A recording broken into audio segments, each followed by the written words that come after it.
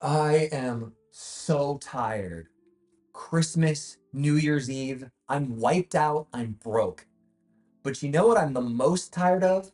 Trying to enjoy gaming in this modern era we seem to be in. I'm not really a guy who's ever been loyal to any brand or company. I just don't care about the manufacturer. At least not on some personal level where I tie any of my own identity to a product. I buy what looks good to me at the time. I buy systems based on the games they have on offer, and that's really it. At the end of the day, the only thing that matters to me is the games. Other factors like hardware reliability and controller comfort do play a part, but not as much as the games. I bought three Xbox 360s because I kept getting the red ring of death, but I loved the library of games so much that didn't even really matter to me. That's how much the games matter.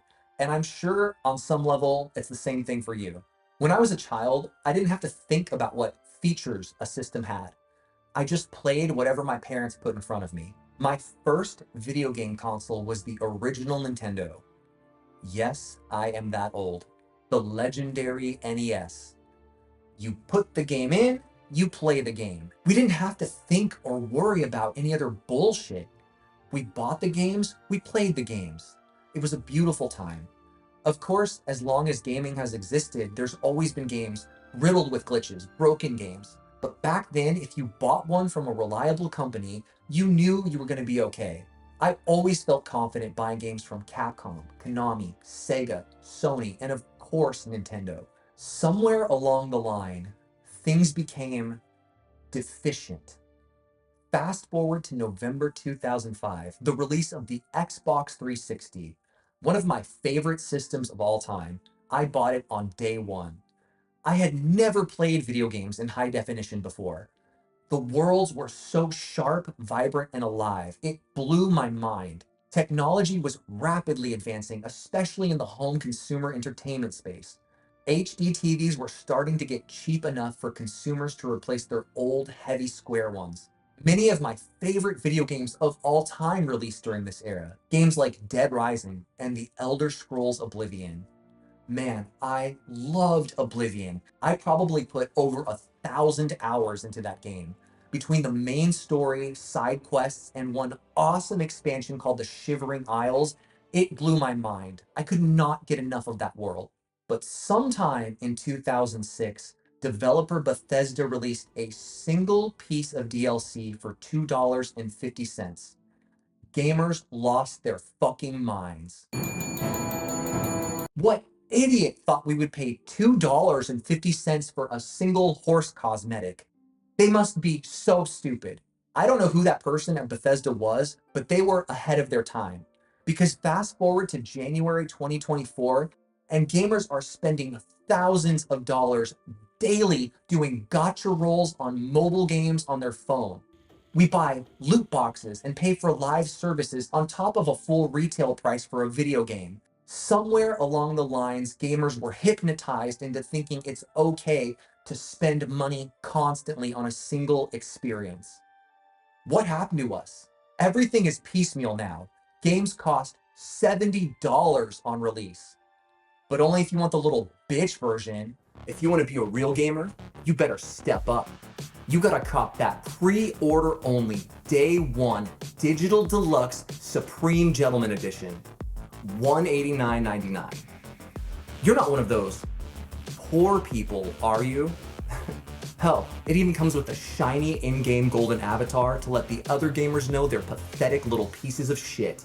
I'm not joking. Kids are being bullied and pressured at school if they're using the default character skins in Fortnite. Companies are praying we don't notice the switch from complete experiences to live services.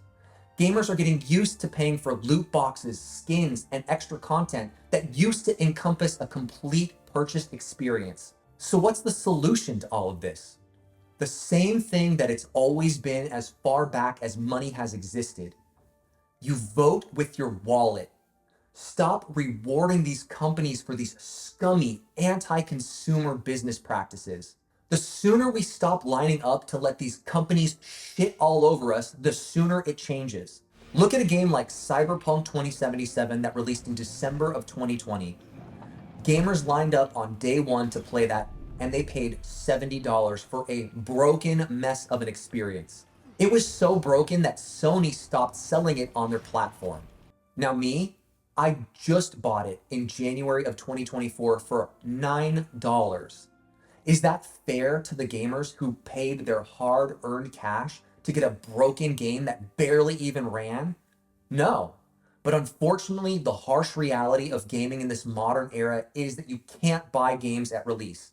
You're going to spend the most money for the worst experience. So why do it? Stop rewarding the companies with your cash. I know we're all anxious to play the newest title, especially if it's a game from a series or a developer that we love. But we can't trust them anymore. We just can't.